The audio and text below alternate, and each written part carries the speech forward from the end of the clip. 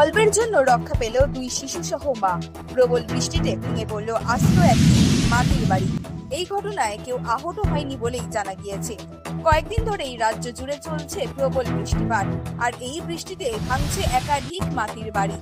তেমনি হাওড়ার জগৎবল্লভপুর বাকুল খাদেম পাড়ায় একটি বসবাস করার মাটির ঘর ভেঙে কার্যত গৃহহীন হয়ে পড়ল একটি পরিবার। সুজারি বানু নামে ওই মহিলার বক্তব্য অনুযায়ী স্বামী কাজের সূত্রে বাইরে থাকেন। ঘটনা ঘটার আগে পর্যন্ত তিনি তার দুই শিশুকে নিয়ে ওই ঘরের মধ্যেই ছিলেন।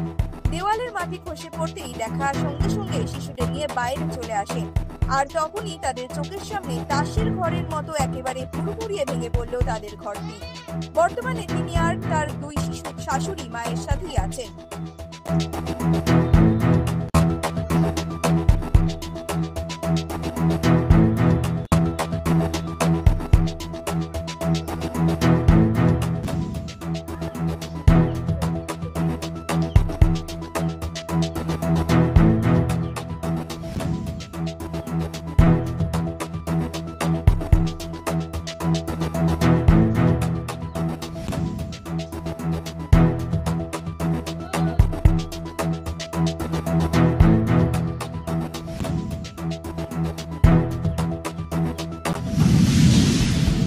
কালকে ঘরের মধ্যে হুড় শব্দ হচ্ছিল, মাটি পড়ছিল। সেই সব বুঝতে পেরে আমরা বাচ্চাদের ঘরে নিয়ে বাইরে বেরিয়ে এসি। সামানপত্র কিছু বের করতে পেরেছি, কিছু বের করতে পারিনি। এখন অবধি ওর মধ্যে আছে। ওরই মধ্যে সামান বের করতে করতে ঘরটা পড়ে যায়। এখানেই আমরা থাকি দুটো বাচ্চা নিয়ে। আচ্ছা, এটা কি মনে হচ্ছে বৃষ্টির জন্য হচ্ছে নাকি? হ্যাঁ, বৃষ্টির জন্যই তো হয়েছে। আগে থেকে বুঝতে পেরেছিলে ঘরটা পড়ে হ্যাঁ, যাবে? আগে থাকতে আমি বুঝতে পারছিলাম। হুড় শব্দ হচ্ছিল, মাটি পড়ছিল ঝরে ঝরে। কারোর কোনো ক্ষয়ক্ষতি হয়েছে? না, ক্ষতি কারোর হয়নি, বাচ্চাদের ঘরে বের করে নিয়েছিল। আপনি কি একাই থাকেন নাকি বাচ্চাদের হ্যাঁ, নিয়ে? আমি দুটো বাচ্চা নিয়ে থাকি। আচ্ছা, আপনার স্বামী কোথায় এখন? আমার স্বামী বাইরে থাকে।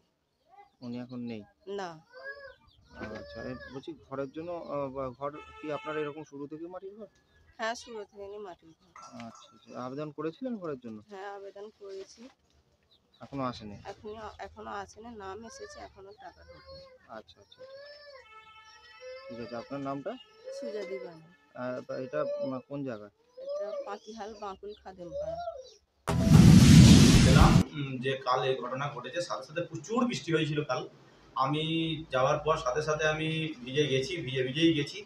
গিয়ে আমি গ্রাম পঞ্চায়েত থেকে তিরপল নিয়ে গিয়ে ওই ফ্যামিলির পাশে দাঁড়ানোর আশ্বাস দিয়েছি, এবং এটা আমি বিডিও সাহেবকেও জানিয়েছি, এবং আশা করছি নিশ্চিতভাবে যদি আমরা সরকারি তরফ থেকে কোনো সহযোগিতা আমাকে করতে পারি গ্রাম পঞ্চায়েতের পক্ষ থেকে, সেটা আমরা চেষ্টা করব।